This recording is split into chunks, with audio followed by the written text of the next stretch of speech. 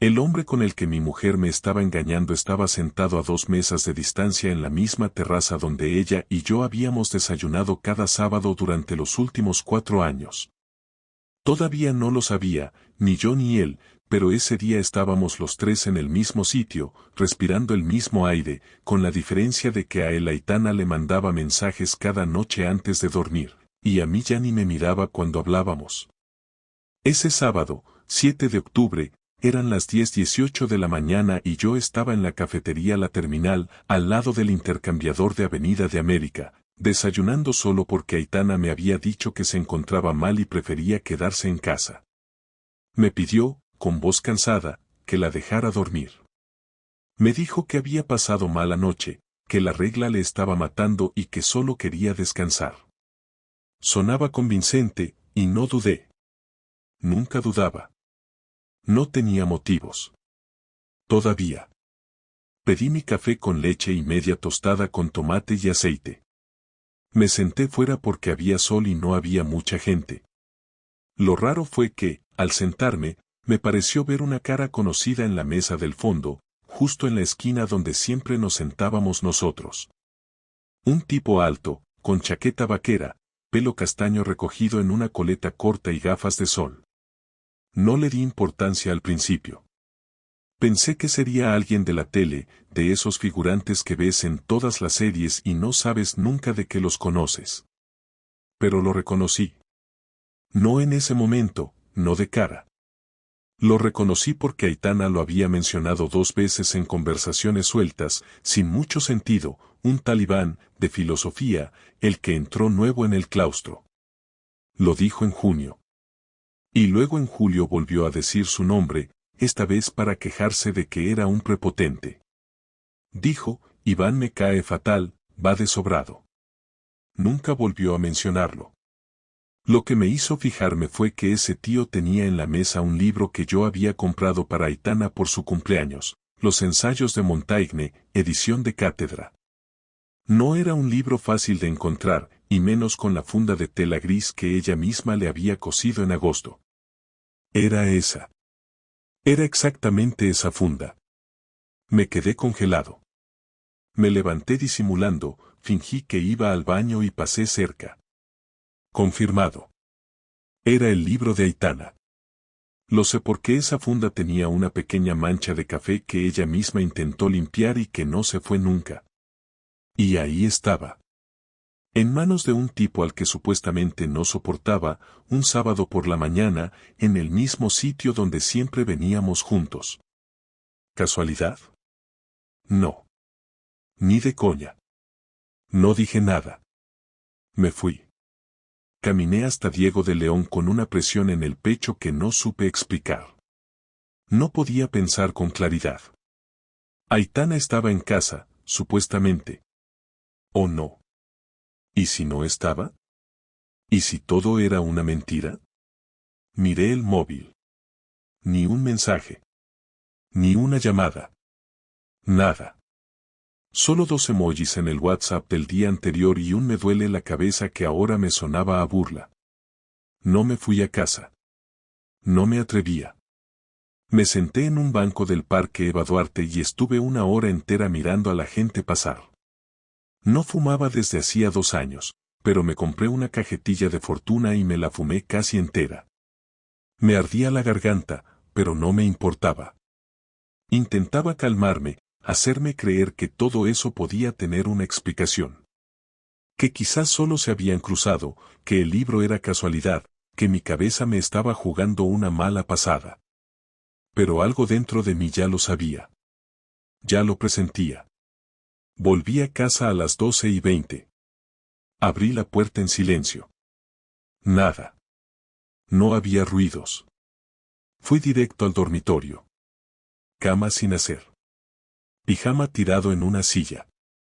No estaba. Su bolso no estaba. Su abrigo tampoco. Me acerqué al escritorio y abrí el primer cajón. Ahí estaba el hueco donde ella siempre guardaba el libro. Vacío. No había duda. En ese momento no sentí rabia. Ni tristeza. Sentí algo más jodido, la certeza de que me estaban tomando por tonto, en mi propia cara, y de que llevaba semanas ocurriendo delante de mí sin que yo lo viera. Me duché, me vestí con la misma ropa que me había quitado la noche anterior, salí a la calle sin rumbo y me fui directo a ver a mi amigo Jorge, que vive en el ensanche de Vallecas. Jorge fue el primero en notarlo. No le dije nada todavía. Me abrió la puerta y me miró raro. ¿Qué te pasa, tío? Tienes cara de muerto. No he dormido bien, mentí. Entré, me senté en el sofá y estuve una hora hablando de cualquier cosa menos de lo que me preocupaba. Fútbol, curro, la nueva chica con la que él estaba saliendo. Pero mi cabeza no estaba allí. Hasta que al final lo solté. ¿Tú crees que Aitana me puede estar poniendo los cuernos? Jorge se quedó callado. No se rió. No hizo ningún comentario típico. Me miró serio y preguntó. ¿Por qué lo dices? Se lo conté todo. Lo del desayuno, el libro, el tío, los cambios en ella durante las últimas semanas. No me interrumpió. Cuando terminé, respiró hondo y dijo algo que no esperaba. Yo la vi hace 2 semanas en el Círculo de Bellas Artes. No estaba sola. ¿Con quién? No sé quién era. Pero no tenía pinta de ser una reunión de trabajo. Se reían. Se tocaban. Él le ponía la mano en la espalda. Estaban muy cerca. No dije nada. Me quedé mirando un punto fijo en la alfombra. No necesitaba más pruebas. No necesitaba pillarla con las bragas bajadas. Ya estaba todo claro. Volví a casa a las 5. Ella ya estaba allí. Estaba en la cocina, friendo algo, canturreando bajito. Me sonrió al verme. ¿Dónde has estado? No respondí. Solo la miré. Ella me besó en la mejilla como si nada. ¿Te apetece tortilla? Asentí sin hablar. Me senté en la mesa y la observé mientras cocinaba. Y ahí fue cuando empecé a preparar mi plan. Todavía no sabía cómo, pero no pensaba quedarme callado. No iba a dejar que me dejara como un idiota sin hacer nada. La noche del sábado fue larga. Ella se durmió antes de la medianoche, como siempre que inventaba que estaba cansada, y yo me quedé en el salón, con la televisión puesta sin volumen y la mirada clavada en el reflejo del cristal. No era una sospecha. Era una certeza. Una que llevaba días negando. Lo del libro, lo del tipo en la cafetería, lo que me dijo Jorge, todo encajaba. Y cuanto más lo pensaba, más rabia me daba no haberlo visto antes. Me quedé allí quieto, sin pestañear, repasando cada gesto extraño de las últimas semanas, cada vez que se alejaba cuando me acercaba, cada excusa tonta, cada fin de semana en que decía estar agotada y luego volvía con las mejillas coloradas y un olor a colonia que no era el suyo. Dormí en el sofá, no por ella, sino porque no quería compartir la cama con alguien que me mentía en la cara sin inmutarse. El domingo por la mañana no hablamos. Ella me saludó con un beso rápido en la frente, me preguntó si quería café, se lo preparó solo para ella, y se encerró en el baño con el secador encendido casi 20 minutos. Cuando salió ya iba maquillada, con esa ropa que no usaba nunca para cosas normales. Falda negra entallada, blusa blanca abierta hasta el tercer botón, pendientes de aro, pintalabios rojo. Yo estaba sentado en la mesa fingiendo mirar el móvil, pero la observaba con atención, con una calma que no era normal en mí, con una frialdad que no había sentido nunca. Me dijo que iba a quedar con una amiga, que necesitaba airearse un poco. No especificó quién. No me pidió acompañarla. Solo cogió el bolso, echó un último vistazo al espejo del recibidor y salió por la puerta sin darme opción a decir nada. Me quedé allí, en la silla, sin moverme, con las llaves del coche en el bolsillo y el corazón apretado, sabiendo exactamente lo que tenía que hacer. Esperé 5 minutos. Salí del portal y subí al coche. Me quedé aparcado en doble fila, un poco más abajo de la calle, con el motor apagado y la vista puesta en la acera. Aitana caminaba sin mirar atrás, con paso rápido, segura, como si llevara haciéndolo cada domingo desde hacía meses. Giró la esquina y yo esperé 10 segundos antes de arrancar. La seguí despacio, sin pegarme demasiado, asegurándome de no perderla de vista. Cruzó la glorieta, entró en el metro por Diego de León y ahí tuve que decidir en segundos. Dejé el coche mal aparcado en un vado, bajé corriendo las escaleras y alcancé a verla justo antes de que pasara el torno. Tenía una tarjeta de transporte, así que no sacó billete, lo cual me vino bien porque no tuve que esperar a que lo hiciera. La seguí sin que me viera. Subió al andén de la línea 5 dirección Casa de Campo. Yo me coloqué 2 vagones detrás. Bajó en Ópera. Salió por la salida de la plaza y caminó sin prisa hasta la calle de Santiago. La seguí a unos 20 metros, mezclándome entre la gente, sin llamar la atención. Y ahí fue donde lo vi. El tipo del sábado. Mismo abrigo vaquero, mismo pelo recogido, mismo libro bajo el brazo. Se saludaron sin disimulo, con un beso en la boca, largo, de esos que se dan los que no tienen prisa, los que ya tienen confianza. No lo vi en una pantalla, no me lo contaron, no fue un malentendido, lo vi con mis propios ojos. Aitana, mi mujer, besando a otro hombre en plena calle, un domingo a las 11:15 de la mañana. No había forma de justificarlo. No era un error. No era un mal momento. Era una doble vida. Y lo peor es que lo hacía con la tranquilidad de quien no teme ser descubierto. Porque estaba convencida de que yo nunca la seguiría. Porque me creía incapaz. No me acerqué. No monté una escena. No les dije nada. Me quedé de pie al otro lado de la calle, detrás de un coche, observándolos mientras caminaban de la mano hacia un portal. Entraron sin mirar atrás. Me quedé allí 15 minutos, congelado, con la mandíbula tensa y los puños cerrados. Después me fui. Caminé sin rumbo por el centro, sin saber a dónde ir, sin poder procesar del todo lo que acababa de ver. Volví a casa a las 3. Me duché. Preparé un arroz con pollo para almorzar. Me senté en la mesa. Me serví una copa de vino. Y no le dije nada. Quería que ella pensara que yo seguía sin saberlo, que la jugada le salía bien. Quería verla mentirme. Quería que se hundiera sola. Por la noche volvió sonriente. Llevaba una bolsa con una novela nueva y una barra de pan. Se notaba contenta. Me dijo que la comida con su amiga había sido divertida, que le había servido para despejarse, que deberíamos hacer algo los dos el próximo fin de semana. Me lo dijo mientras ponía la mesa para cenar, como si nada. Y yo asentí, sonriendo, como si le creyera, como si no supiera que a esa misma hora había estado metida en la cama con otro. No pregunté nada. Le seguí la corriente. Dejé que hablara. Le hice reír. Hasta que se fue a dormir. Y ahí me senté frente al ordenador y empecé a tomar nota de cada detalle. Cada excusa. Cada fecha. Cada nombre. Cada mentira. El lunes siguiente fue más de lo mismo. Salió temprano. Dijo que tenía reunión con la jefa de estudios. Yo pedí el día libre en el trabajo. Llamé a un conocido que trabaja en el Instituto de Leganés donde ella da clase. Le pedí un favor. Quería saber si esa reunión existía. Me llamó a mediodía. No había ninguna reunión. Aitana tenía ese horario libre desde hacía semanas.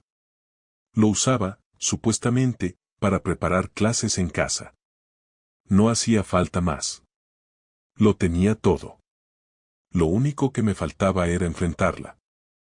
Pero no iba a hacerlo aún. Quería ver hasta dónde llegaba. Esa tarde volvió como si nada. Traía una flor envuelta en papel de periódico. Me dijo que se la había dado una alumna por ayudarla con un problema. Me ofreció té. Me preguntó cómo había ido mi día. Hablaba como si todo estuviera bien, como si aún fuéramos una pareja. Y yo la escuchaba, con una calma nueva, con una frialdad que jamás había sentido por ella. Me di cuenta de que ya no la quería. O al menos, no como antes. Me di cuenta de que me dolía más su desprecio que la infidelidad. Que lo que me partía no era que hubiera estado con otro, sino que hubiera sido capaz de hacerme pasar por idiota tanto tiempo. Con tanto descaro. Esa noche no dormí. Me quedé en el sofá, de nuevo, pensando en todo lo que había hecho por ella durante tantos años. En cada vez que la esperé. En cada vez que la defendí. En cada vez que puse sus prioridades antes que las mías. Y ahora estaba ahí, durmiendo plácidamente, con el pelo mojado sobre la almohada, mientras yo hacía inventario de todas las veces que me mintió en la cara sin que yo sospechara nada. Esa noche tomé una decisión. No me iba a quedar callado. Pero tampoco iba a gritar. No iba a llorar. No iba a rogarle explicaciones.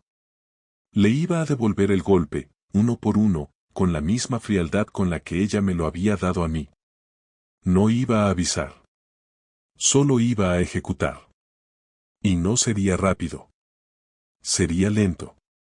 Preciso. Imposible de ignorar. Esperé hasta el viernes para hacerlo. No quería improvisar ni dejarme llevar por la rabia, necesitaba verla mentirme una vez más para que no hubiera dudas. Esa semana se comportó igual que siempre, amable, ordenada, distante, con esa sonrisa automática que usaba cuando no quería hablar de nada. Se levantaba antes que yo, preparaba café, se iba al instituto y volvía sobre las 6. Me contaba pequeñas cosas que parecían reales, alumnos despistados, reuniones aburridas, una compañera nueva. Todo bien calculado para parecer vida normal. Yo la escuchaba y anotaba mentalmente cada frase. No interrumpía, no discutía, no dejaba ver que ya lo sabía todo. Cada noche se metía en la cama y se dormía enseguida, o fingía hacerlo. Yo la observaba en silencio, y no entendía cómo podía dormir tan tranquila sabiendo lo que hacía. En esos días me di cuenta de algo, el engaño no me dolía tanto como su frialdad. Podía perdonar un error, pero no la falta de culpa. El viernes llegué a casa antes que ella. Me aseguré de que todo estuviera igual que siempre, las luces encendidas del pasillo, la mesa sin preparar, la televisión puesta de fondo. Abrí una botella de vino, me serví una copa y me senté en el sofá. Cuando entró, dejó las llaves en el cuenco, se quitó los zapatos y vino directa a besarme en la mejilla. No sé cómo tuve sangre fría para no apartarla. Me preguntó si quería pedir algo de cena, le dije que no tenía hambre, y le pedí que se sentara conmigo. Me miró desconfiada, como si notara algo. Aitana odiaba perder el control de las situaciones. Se sentó en el sillón de enfrente, cruzó las piernas y esperó. Tenemos que hablar, le dije sin rodeos. No fingió sorpresa, solo respiró hondo y me preguntó. ¿Qué pasa ahora? Quiero que me digas con quién estuviste el domingo pasado, respondí, mirándola fijamente. No contestó. Intentó sonreír, pero la cara se le torció. ¿De qué hablas? Dijo, fingiendo confusión. Sabes perfectamente de qué hablo. Quiero que me digas con quién estabas. Volvió a callar. Miró al suelo, después al reloj, como si esperara que el tiempo se detuviera solo. Luego levantó la cabeza y preguntó. ¿Me estás espiando? Te estoy preguntando, dije. No tienes derecho, soltó de repente, con un tono seco. Si lo tengo, Aitana. Soy tu marido, y me mentiste. Quiero la verdad. Me sostuvo la mirada unos segundos, intentando medir mi reacción. Luego bajó la voz. No pasó nada grave, dijo. Fue solo una cena. ¿Con él? Sí. ¿Desde cuándo? No respondió. Me limité a observar cómo se le movían las manos, cómo evitaba mirarme. No lo sé, dijo al fin. Un par de meses, quizá. No tiene importancia. ¿Un par de meses? repetí despacio. ¿Y pensaba seguir así? No era algo planeado. Simplemente ocurrió. Solté una risa amarga. Simplemente ocurrió, repetí. Claro, como si tropezaras con alguien y acabaras en su cama por accidente. Ella se levantó, nerviosa. No te pongas así. No era lo que querías pensar. No estoy enamorada de él. Solo, me sentía mal. Estaba cansada. Contigo ya no era lo mismo. No era lo mismo porque tú dejaste de hacerlo, le dije. Dejaste de mirarme, de hablarme, de tocarme. Lo decidiste tú sola. No es tan simple, respondió. Me sentía vacía, como si todo se hubiera vuelto rutina. Él me escuchaba, me hacía sentir viva. Entonces eso es lo que buscabas, sentirte viva. Y para eso hacía falta humillarme. Perfecto. Ella empezó a llorar, o al menos eso parecía. No eran lágrimas sinceras, eran un intento de suavizar el golpe. Se acercó, intentó tocarme el brazo, pero me aparté. No me toques, dije. No quería hacerte daño, murmuró. Pues lo has hecho igual. Se quedó quieta, sin saber qué decir. Yo me levanté despacio, recogí el vaso de vino y lo dejé en la encimera. Me giré hacia ella. ¿Cuántas veces fue? No lo sé, respondió. Dímelo. 3, 4, no sé, balbuceó. No las conté. ¿Y si no te hubiera descubierto, habrías parado? No contestó. Se limitó a encogerse de hombros, como si el silencio sirviera de respuesta. Eso es lo peor, le dije. Que ni siquiera ibas a parar. No sé qué quieres que te diga. Ya está hecho. Quiero que me digas la verdad, insistí. La verdad es que no era feliz contigo. Entonces haberlo dicho. Habríamos terminado como adultos. Pero no, tú preferiste esconderte. No quería perderlo todo. Ya lo has perdido igual. Hubo un silencio largo, pesado. El tipo de silencio que deja claro que ya no hay nada que arreglar. Ella se sentó en el sofá, agotada. Yo la miré sin compasión. No sentía lástima, solo una mezcla de asco y decepción. ¿Lo amas? Pregunté. No, dijo rápido. Mírame a los ojos y repítelo. Tardó demasiado. Cuando lo hizo, su voz tembló. No lo amo. Mientes. No lo negó. Te juro que no quería que pasara así, dijo. No, claro, seguro que no. Las cosas pasan solas, ¿no? Vas al trabajo, te tropiezas con un compañero, te desnudas y te metes en la cama por accidente. Basta, gritó de repente. No tienes derecho a hablarme así. Tengo derecho a todo. Porque mientras tú jugabas a esconderte, yo dormía a tu lado sin imaginar nada. Mientras tú hacías planes con él, yo pensaba cómo sorprenderte en nuestro aniversario. Ella me miró con los ojos rojos, intentando recuperar dignidad. No voy a seguir discutiendo, dijo. Claro que vas a seguir. Porque no vas a salir de esta casa hasta que termines de decir la verdad. ¿Dónde os veíais? En su piso, respondió casi sin voz. ¿En el de él o en el vuestro? En el suyo. ¿Y cuándo? Los domingos, cuando tú ibas a ver a tus padres. Sentí un nudo en el estómago. No por la confirmación, sino por lo fácil que lo decía. Como si repitiera un horario. ¿Te das cuenta de lo que has hecho? Pregunté. Sí. ¿Y no te arrepientes? Claro que me arrepiento, pero ya no sirve. No, no sirve, dije. Porque el daño está hecho. Ella se levantó, fue hacia el dormitorio, y yo la seguí con la mirada. Volvió con una maleta pequeña. Me voy a casa de mi hermana unos días, dijo. Haz lo que quieras. Necesito espacio. Lo que necesitas es valor, le respondí, Pero eso no se compra. Ella no contestó. Se acercó a la puerta, la abrió, y antes de salir dijo: Lo siento. No, no lo sientes. Solo te da miedo que te vean por lo que eres. Cerró la puerta despacio. Me quedé allí, de pie, con la casa en silencio. No sentí alivio ni rabia, solo un vacío enorme. No encendí la tele ni bebí más vino. Me quedé quieto, con la vista fija en la puerta cerrada, intentando entender en qué momento exacto se había acabado todo. Pasaron minutos, quizá horas, hasta que por fin me moví. Me senté en la mesa, abrí el portátil y empecé a escribir una lista con todo lo que iba a hacer. No era una venganza por impulso, era algo meditado. Ella había jugado a romperme sin ruido. Yo haría lo mismo, pero con precisión. Sin gritos, sin violencia, sin amenazas. Solo hechos.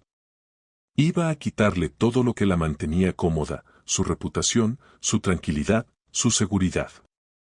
Y lo haría sin que pudiera acusarme de nada. Esa sería la única manera de equilibrar la balanza. Apagué el ordenador a las 3 de la madrugada. Había terminado la lista.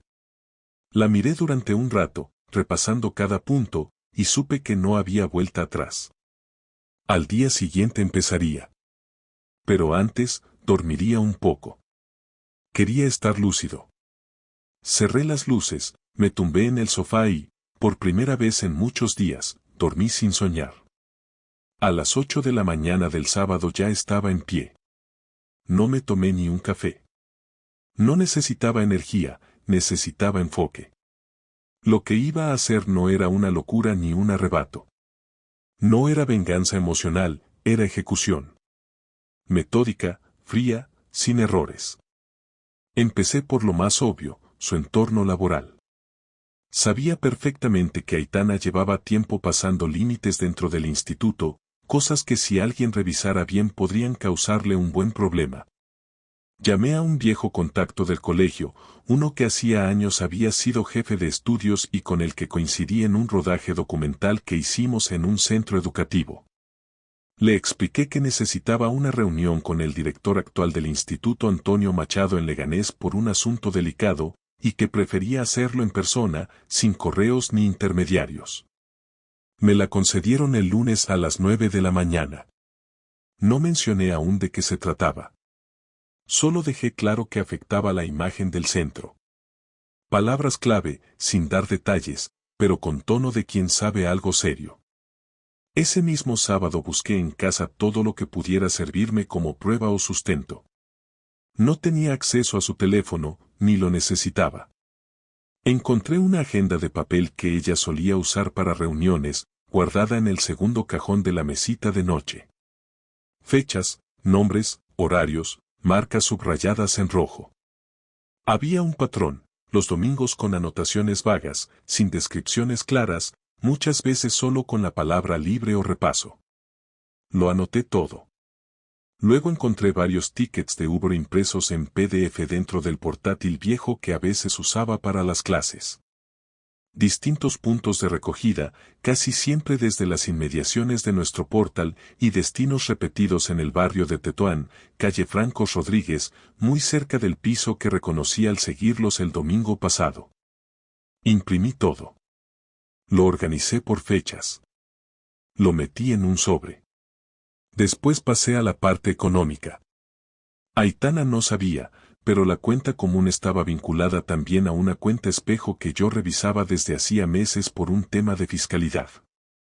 Lo habíamos abierto por recomendación del gestor, para que no se duplicaran gastos en informes mensuales. Al revisarla encontré varios movimientos que no cuadraban, cenas en restaurantes de precio medio alto, entradas dobles a teatro y cine, pagos por Bizum a un tal Iván AG por cantidades que no tenían explicación si se trataba de un compañero de trabajo. Todo entre septiembre y octubre. Fui al banco, pedí los extractos con sello físico y los guardé. También pedí la copia de movimientos de tarjeta con ubicación de TP Versus. Tenía el mapa completo de sus movimientos.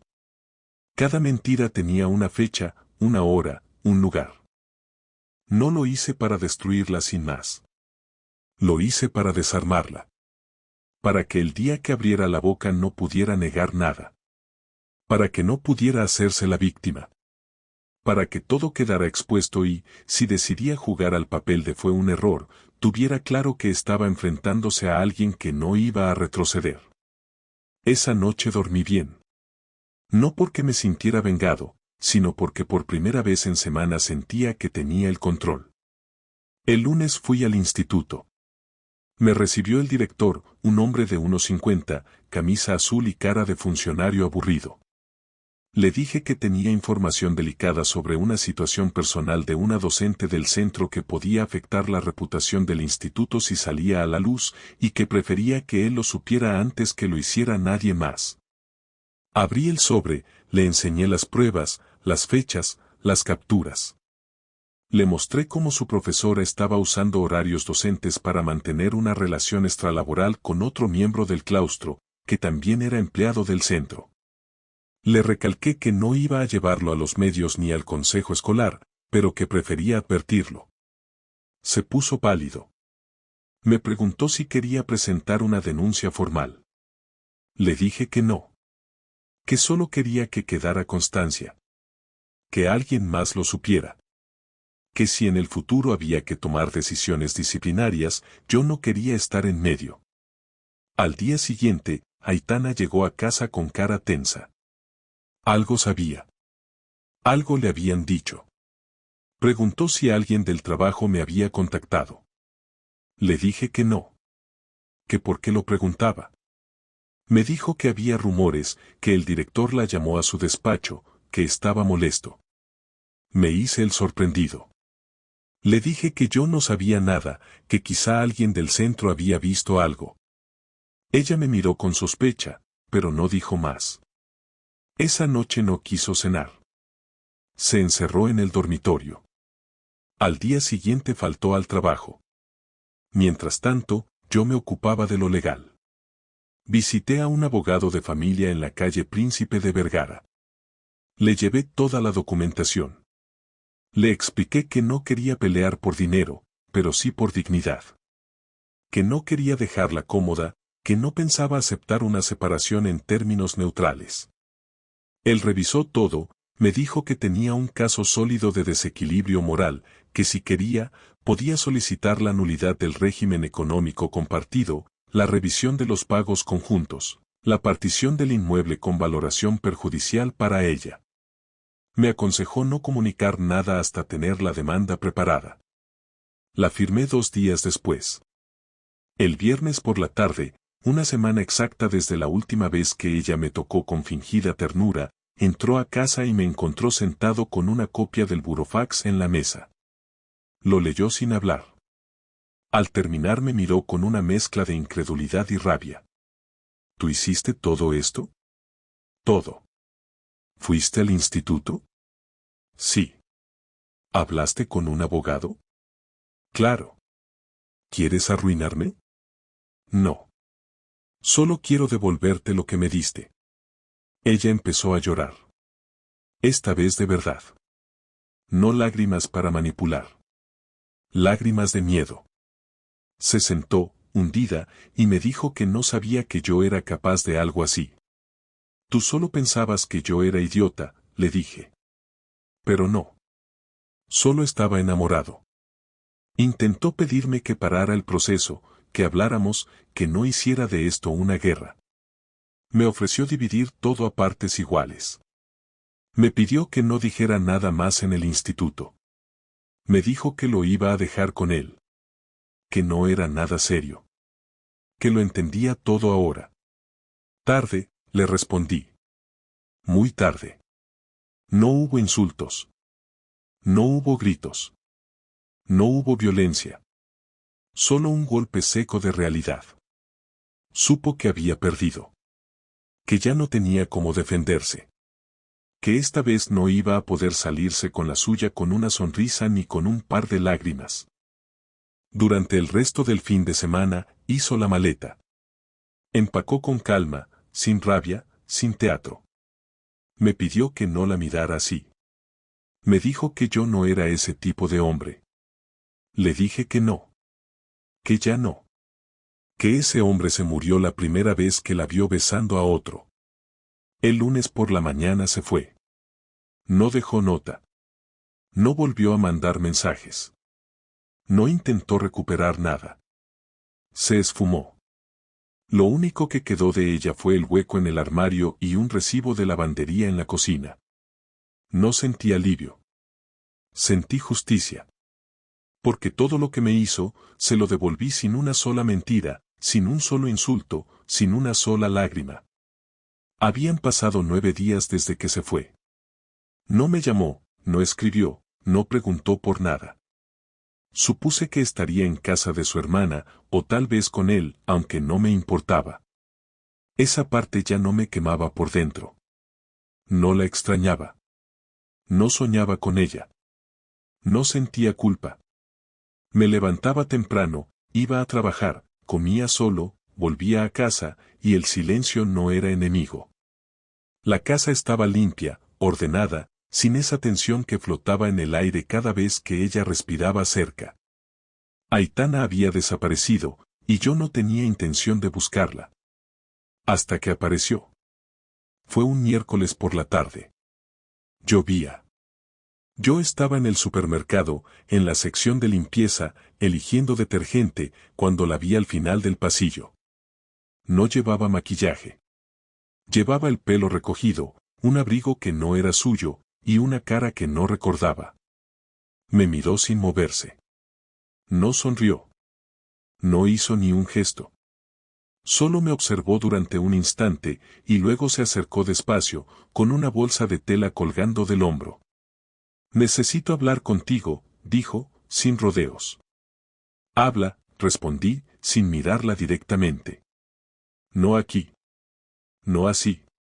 No tengo nada que decirte. Yo sí. Por favor. Me quedé en silencio unos segundos. Podía seguir caminando, dejarla allí parada entre estantes y carritos. Pero no lo hice. Quise escucharla, no porque esperara algo de ella, sino porque quería ver si era capaz de sostenerse sin mentiras. Le dije que me esperara fuera, que en 5 minutos salía. No protestó. Asintió y se fue hacia la puerta. Cuando salí, estaba apoyada contra la pared, con los brazos cruzados. Caminamos unos metros hasta un bar vacío, entramos, y pedimos 2 cafés. Nos sentamos en una mesa del fondo. Ella no empezó a hablar enseguida. Miraba la taza, giraba la cucharilla, evitaba mis ojos. Me he ido de casa de mi hermana, dijo al fin. No estoy con él. No contesté. No fue algo planificado, continuó. No me desperté un día queriendo hacerte daño. Simplemente, dejé que ocurriera. Fui cobarde. Me mentí a mí misma y te mentí a ti. No me interesa cómo te justificas, le dije. Lo sé, asintió. Pero necesito decírtelo. Entonces dilo. Durante mucho tiempo sentí que ya no me veías. Que todo en nosotros era automático. No justifico lo que hice, pero quiero que entiendas que no fue por capricho. Fue por debilidad. ¿Y qué esperas que haga con eso? Nada. Solo quería decírtelo en la cara. Porque creo que te mereces una explicación. Ya la tengo. Te acostaste con otro. No solo fue eso. No me interesa lo emocional. Te metiste en una cama que no era la nuestra. El resto es adorno. Se quedó callada, respirando hondo. Después levantó la cabeza. ¿Me odias? No. Pero tampoco me importas. Y eso es peor. ¿Tú crees que algún día me vas a perdonar? No. Porque no lo necesito. He perdido todo, dijo en voz baja. No solo a ti. He perdido mi lugar. Mi estabilidad. Mi nombre en el instituto ya no vale nada. Nadie me mira igual. Eso no es culpa mía. Tú lo decidiste. Lo sé. Se inclinó hacia adelante. ¿Tú estás bien? Sí. ¿No te duele nada? Me dolió.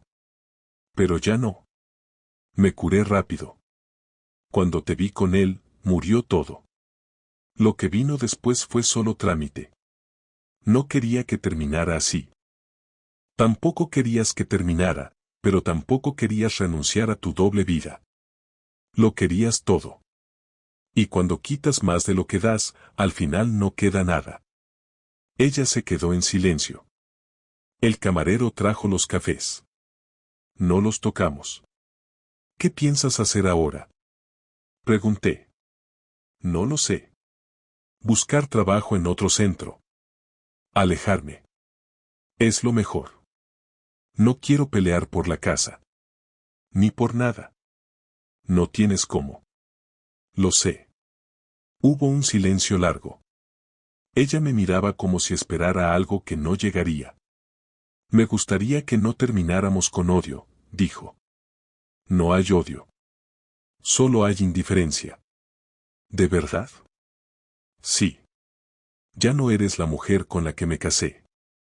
No porque hayas cambiado. Porque yo abrí los ojos. ¿Y si te hubiera dicho la verdad antes? La historia sería distinta, pero el final sería el mismo. Me fallaste. Debí hacerlo. Y eso no se borra. ¿No te gustaría que todo volviera a ser como antes? No. Antes era mentira y yo no lo sabía. Ahora al menos sé con quién hablo. Ella bajó la cabeza. ¿Crees que alguien me va a querer después de esto? No me importa. Tú tampoco te reconoces ahora. Nunca fuiste así. No. Pero me convertiste en esto. Se levantó. Cogió su abrigo, su bolsa, y dejó un billete en la mesa que no cubría ni el café. Yo no lo toqué. Te deseo que encuentres paz, dijo, de pie. Tú también la vas a necesitar. Salió del bar sin girarse. Me quedé allí unos minutos, mirando el vapor del café que ya no tomaba. No sentía alivio ni victoria. Sentía certeza. De que había hecho lo correcto. De que había terminado lo que tenía que terminarse. De que no quedaba nada pendiente. Volví a casa caminando despacio. Llovía, pero no me importó. Me duché, puse música suave y ordené unos papeles del despacho. Después de cenar me senté frente al ordenador y escribí una carta dirigida a mí mismo, para abrir en un año. En ella puse lo que había aprendido. No sobre ella, sino sobre mí. Sobre lo que toleré, sobre lo que ignoré, sobre cómo dejé de ser yo para mantener una relación que ya no existía. Cuando la terminé, la guardé en un sobre y la metí en la parte de atrás del armario. Me acosté antes de medianoche. Apagué la luz sin mirar el lado vacío de la cama. Dormí de un tirón. Y al despertar, no pensé en Aitana. Ni en él. Ni en lo que perdí. Pensé en el desayuno. En lo que iba a hacer con mi día. En el libro que llevaba semanas sin abrir. Y por primera vez en mucho tiempo, la idea del futuro no me pareció una amenaza. Han pasado 6 meses desde la última vez que la vi. No la busqué más. No volví a preguntar por ella. No quise saber si se quedó en Madrid, si volvió con él o si se largó a otra ciudad. La borré. No de golpe, no en un día, pero sí de manera progresiva, consciente, sin rituales ni promesas, simplemente dejé de incluirla en mi vida. Cambié de supermercado, de banco, incluso de cafetería. Me quité de encima los espacios donde su nombre aún flotaba en el aire. Vendí el coche, modifiqué mi rutina, hice todo lo que se hace cuando ya no se quiere convivir con restos. Porque eso era lo que quedaba, restos. Pedazos de algo que ya no era reconocible, ni útil, ni necesario. Volví a la productora, pero pedí cambio de equipo. Ya no quería trabajar con los mismos horarios que tenía cuando estaba con ella. No porque me dolieran, sino porque eran horarios hechos para compatibilizar con su vida. Ahora no tenía por qué. Me asignaron a otro proyecto, horarios nocturnos, edición de sonido para una serie documental sobre crímenes reales. Me encerraba en el estudio a las 8 de la noche y salía a las 3 de la madrugada. Nadie me molestaba. Nadie me esperaba. Volvía a casa con la ciudad dormida y me preparaba algo caliente. Me gustaba ese silencio sin tensión. Los papeles de la separación se firmaron sin que nos viéramos. Usó a su abogada. No hizo ninguna petición absurda. Renunció a todo. Yo tampoco pedí más de lo que era justo. Quería dejarlo cerrado, sin enredos legales. La casa quedó a mi nombre. El banco aceptó la división de deuda. El coche fue vendido y la cuenta conjunta cerrada. Todo se hizo por email, por burofax, por intermediarios. Cero drama. Cero escenas. Solo trámites. No le conté nada a mis padres. Nunca. Les dije que Aitana y yo estábamos en pausa, que estábamos replanteando cosas. Ellos nunca la quisieron demasiado, pero tampoco sabían nada. Me preguntaron un par de veces si todo estaba bien. Les dije que sí. Que no se preocuparan. Ellos no necesitaban cargar con mi historia. Bastaba con que yo supiera cómo había terminado. A Jorge sí se lo conté todo. Una noche nos tomamos unas cervezas en su casa y le solté la secuencia completa, sin adornos, sin exageraciones. Me escuchó sin interrumpir, sin meter frases de consuelo. Al final, me sirvió otra copa y me dijo: «Al menos no te rompiste». Sí me rompí. Pero no lo dejé ver. Eso es mejor que rendirse. Volví a salir con mujeres, pero no fue inmediato. Ni buscado. Una compañera de montaje empezó a quedarme a veces hasta tarde, y nos reíamos mucho. Me gustaba cómo hablaba de cosas pequeñas, sin pretensiones, sin intentar impresionar. Una noche, después del cierre, me ofreció llevarme a casa en su moto. Acepté. No pasó nada esa noche. Tampoco las siguientes. Pero sí empecé a sentir que, por primera vez en mucho tiempo, podía hablar con alguien sin pensar en lo que había perdido. Nunca le conté lo de Aitana. No hacía falta. Ella tampoco me pidió explicaciones. Me preguntó una vez si había estado casado. Le dije que sí. Me preguntó si había terminado bien. Le dije que no y cambió de tema.